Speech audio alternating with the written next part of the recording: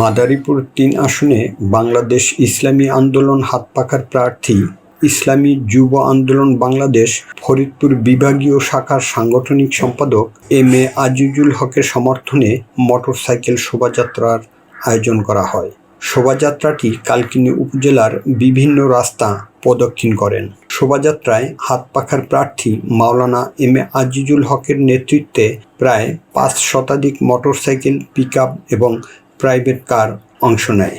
শোভাযাত্রায় অংশ নেওয়া কর্মী সমর্থকেরা হাতপাখার পক্ষে স্লোগান দিতে দিতে তাদের প্রার্থীকে জয়ী করার আহ্বান জানান। ফরিদপুর বিভাগীয় সাংগঠনিক সম্পাদক ইসলামী যুব আন্দোলন বাংলাদেশের প্রার্থী মাওলানা আজিজুল হকের সাথে শোভাযাত্রায় অংশগ্রহণ করেন ইসলামী আন্দোলন বাংলাদেশের মাদারীপুর জেলা শাখার সাধারণ সম্পাদক আল আমিন ওয়াহাব, ইসলামী আন্দোলন বাংলাদেশের কালকিনি উপজেলা শাখার সভাপতি মেহেদী হাসান সুমন, ইসলামী আন্দোলন বাংলাদেশের কালকিনি উপজেলা শাখার সাধারণ সম্পাদক মাওলানা তামিম হোসেন সহ হাজার হাজার কর্মী ও সমর্থকবৃন্দ।